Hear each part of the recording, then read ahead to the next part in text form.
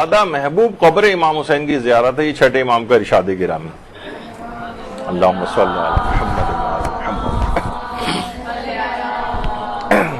محمد۔ سب سے زیادہ اچھا، اسی طرح سے معصومین کی سیرت میں ایک چیز اور بھی تھی جو اب بھی لوگ اس کو اڈاپٹ کر سکتے ہیں کہ چھٹے امام اور امام علی نقی علیہ السلام سے نقل ہوا ہے کہ وہ بیماری کے وقت اپنی نیابت میں امام حسین کی زیارت اور زیارت کی دعا کے لیے دوسرے افراد کو بھیجا کرتے تھے نائب بنا کر۔ ابھی بھی بہت سارے افراد ایسے ہو سکتے ہیں کہ جن کے پاس مال موجود ہے لیکن ایسے حالات ہیں کہ وہ نہیں جا سکتے ہیں، ایسی مصروفیات ہیں، کوئی بیماری ہے، کوئی اور پرابلم ہے، تو وہ نائب بنا کر بھی امام حسین کی زیارت کے لیے بھیج سکتے ہیں۔ یا مثلا بہت سارے افراد مل کر بھی، مثلا 10 افراد ہوں ایک ساتھ، اتنا مثلا کسی کے پاس پیسہ نہیں ہے، 10 افراد نے 20 افراد نے پول بنا لیا ایک پیسوں کا کہ ہم سب لوگ جمع کر کے ایک شخص کو اپنا نائب بنا کر بھیجیں گے زیارت کے لیے۔ یہ چیزیں بھی بہت ممکن ہیں، کی جا سکتی ہیں۔ اسی طریقے سے اپنی نیابت میں طواف کروائے جا سکتے ہیں، عمرہ کروایا جا سکتا ہے۔ لوگ یہ سوچتے ہیں نا کہ بھئی اتنے زیادہ پیسے ہمارے پاس ابھی نہیں ہیں، تو کوئی بات نہیں، اس طرح سے اپنا ایک گروپ بنا لیا جائے اور اسی گروپ میں سے ہی کسی کو قرآن دازی کر کے آپ بھیج دیں، یا یہ کہ الگ سے کسی شخص کو، عالم کو، کسی طالب علم کو، کوئی دیندار شخص کو جو کہ غریب ہو اور جا بھی نہ سکتا ہو تو اس کو نائب بنا کر بھیج دیا جائے۔ تو یہ طریقہ کار ایسے ہیں معصومین کی زیارت کے کہ نائب بنا کر بھیجا جا سکتا ہے۔ اور ہمارے امام علی رضا علیہ السلام یہ جملہ ارشاد فرماتے ہیں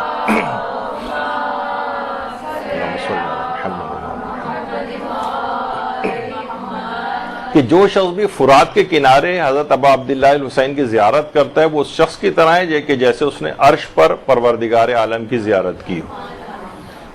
پروردگار عالم ہر قسم کی جسم اور جسمانیت سے منزہ ہے، ہرگز بھی اس کا کوئی جسم نہیں ہے، نہ وہ کبھی دیکھا جا سکتا ہے، لیکن انسان اپنے دل کی آنکھوں سے دیکھ سکتا ہے اس کو۔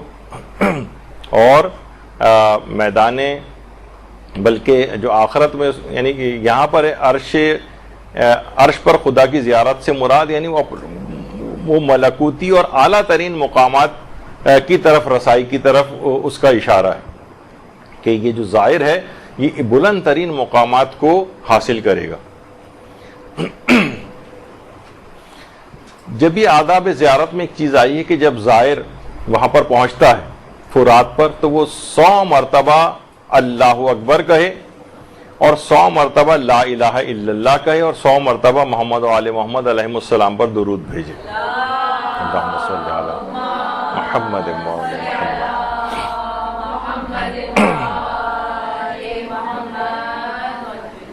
تو عرش پر خدا کی زیارت کی، تو جب زیارت اس نے کی ایسا ہی ثواب اس نے لیا، تو جب بھی وہاں پر پہنچے اور اپنی زیارت کی اس لحاظ سے ابتدا کرے 100 مرتبہ اللہ اکبر کہے، 100 مرتبہ لا الہ الا اللہ کہے اور 100 مرتبہ اس انداز سے درود بھیجنے کی تاکید بیان ہوئی۔ اور چھٹے امام یہ بھی ارشاد فرماتے ہیں کہ قبر حسین کے پاس 4000 پراگندہ اور غبار آلود فرشتے قیامت تک روتے رہیں گے۔ ان فرشتوں کے سردار کا نام منصور ہے۔ کوئی زائر ایسا نہیں ہے مگر یہ کہ فرشتے اس کا استقبال کرتے ہیں، اور کوئی ودا ہونے والا ودا نہیں ہوتا ہے مگر یہ فرشتے اس کے ساتھ ساتھ چلتے ہیں۔ کوئی زائر مریض نہیں ہوتا مگر فرشتے آ کر اس کی عیادت کرتے ہیں۔ کوئی زائر مردہ نہیں ہے مگر یہ فرشتے اس کے اوپر نماز جنازہ پڑھتے ہیں اور اس کے مرنے کے بعد اس کے لیے استغفار کرتے ہیں۔ آخر وقت تک فرشتے اس کے ساتھ ساتھ رہتے ہیں اس زائر کے۔ اور یہ بھی فرمایا امام نے، چھٹے امام فرماتے ہیں کہ امام حسین علیہ السلام نے خود یہ بات فرمائی ہے کہ اگر میرے زائر کو معلوم ہو جائے کہ اللہ نے اس کے لیے کیا اجر مقرر کر رکھا ہے تو اس کی خوشی اس کے غم سے بڑھ جائے۔ اور جب بھی امام کا زائر زیارت کر کے واپس ہوتا ہے تو اس پر کوئی گناہ باقی نہیں رہتا۔ اس قدر یہ زیارتوں، اچھا یہ جو بھی 40 کے لیے گئے ہوئے ہیں ان کے لیے یہی تمام ثواب ان کے لیے بھی ہیں۔ اور 5ویں امام یہ جملہ بھی ارشاد فرماتے ہیں کہ جو شخص ہمارے شیعوں میں سے قبر حسین پر نہیں آیا تو اس کا ایمان اور دین ناقص ہوا، اگر وہ جنت میں داخل ہو بھی گیا تو مومنین سے کمتر درجے میں ہوگا۔ اس پہ لوگ بہت شور مچاتے ہیں۔ اور ایسی حدیثوں کو معاذ اللہ خرافات قرار دے رہے ہوتے ہیں اور بغیر سوچے سمجھے. بھائی آپ خود سوچیے کہ جو بھی اس قسم کی بات ہے کیا یہ اس شخص کے لیے ہوگی کہ جو ناچار اور مجبوری کی وجہ سے نہ کر سکا ہو؟ نہیں، یہ اس افراد کے لیے تھوڑی سی انسان اپنی عقل استعمال کرے، ان افراد کے لیے کہ جن کے پاس پیسہ بھی ہے، امکانات بھی موجود ہیں، اور وہ لاپرواہی اور حقارت سے کام لیتے ہوئے زیارت امام حسین کے لیے نہیں جا رہا ہے. ایسا شخص اگر دیگر اعمال کی بنا پر جنت میں داخل ہو بھی گیا تو یہ دیگر مومنین کی نسبت کمتر درجے کے اندر ہوگا کہ تم نے اتنا بڑا اہم ترین تاکیدی فریضے کو انجام نہیں دیا. تو پانچویں امام یہ جملہ ارشاد فرماتے ہیں، اللہم صلی علی محمد و علی محمد. اور امام جعفر صادق علیہ السلام کی جملہ ارشاد فرماتے ہیں کہ امام حسین کی زیارت کرنے والوں کے دن ان کی عمروں میں شمار نہیں کیے جاتے، نہ ہی ان کے آخری وقتوں میں شمار ہوں، یعنی ان کی عمر میں سے وہ دن مائنس ہو جاتے ہیں، یعنی ان کی عمر میں سے کم نہیں کیے جاتے. چھٹے امام نے یہ جملات ارشاد فرمائے ہیں، اور یہی بات کو آیت اللہ نوری حمدانی نے اپنے ایک درس میں بھی بیان کیا کہ زیارت امام حسین کے لیے گزارے گئے دن ظاہر کی عمر میں سے کم نہیں ہوتے. اصلاً وہ چھٹے امام کی حدیث ہے. ظاہرین امام حسین کے لیے اس قدر فرشتے دعائیں کرتے ہیں کہ امام نے فرمایا، اے معاویہ ابن وہب راوی سے، آسمان میں امام حسین کے زوار کے لیے دعا کرنے والوں کی تعداد زمین میں ان کے لیے دعا کرنے والوں کی تعداد سے بھی بہت زیادہ. زمین میں اتنی دعا کرنے والے افراد نہیں جتنا ان کے لیے آسمانوں میں دعا کرنے والے افراد ہیں. اور یہ بھی روایت کے اندر آیا کہ جو شخص بھی امام حسین کے حق کو پہچانتے ہوئے ان کی زیارت کرے تو اللہ اس کے نامہ اعمال میں 1000 مقبول حج اور 1000 مقبول عمروں کا ثواب لکھ دیتا ہے، اور اس کے اگلے اور پچھلے تمام گناہوں کو معاف کر دیتا ہے.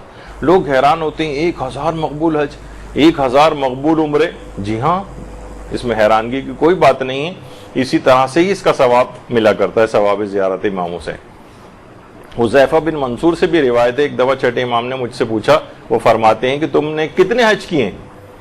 تو راوی نے کہا کہ مولا میں نے 19 حج کیے ہیں. تو امام نے فرمایا اگر تم نے 21 حج تم نے اگر پورے کر لیے تو تم اس شخص کی طرح ہو جاؤ گے جس نے امام حسین کی زیارت کی. 21 حج کا ثواب برابر ہوگا کس کے؟ امام حسین کی زیارت کی. کس قدر تاکید ہے زیارت امام حسین کی، کس قدر ثواب ہے. اور یہ بھی روایت میں آیا ہے کہ چھٹے امام امام جعفر صادق علیہ السلام، اللہم صلی علی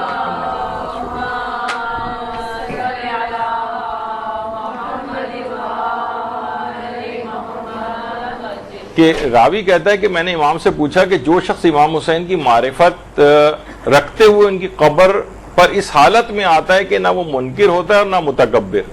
دیکھیے بہت سارے لوگ وہ ممکن ہے اس طرح سے چلے جائیں کہ وہ امام حسین کی عظمت سے کو نہ مانتے ہوں، بس ایسی چلے گئے ذرا گھومنے پھرنے کے اعتبار سے. اگرچہ یہ کہا یہ جاتا ہے کہ دنیا میں اور تمام علاقوں کے اندر انسان گھومنے پھرنے جاتا ہے، لیکن امام حسین کربلا وہ واحد جگہ ہے جہاں اس نیت سے کوئی نہیں آتا. تو نہ وہ منکر ہوتا ہے اور نہ متکبر ہوتا ہے. اگر اس حالت میں وہاں پر آیا تو اس کے لیے کیا اجر و ثواب ہے؟ امام نے فرمایا اس کے لیے 1000 مقبول حج اور 1000 مبرور عمرے لکھے جائیں گے، یعنی قبول شدہ. اور وہ اگر بدنصیب بھی ہوگا تو سعادت مندوں میں شمار کیا جائے گا اور مسلسل رحمت الہی کی آغوش میں رہے گا. درود بھیجیے محمد و آل محمد.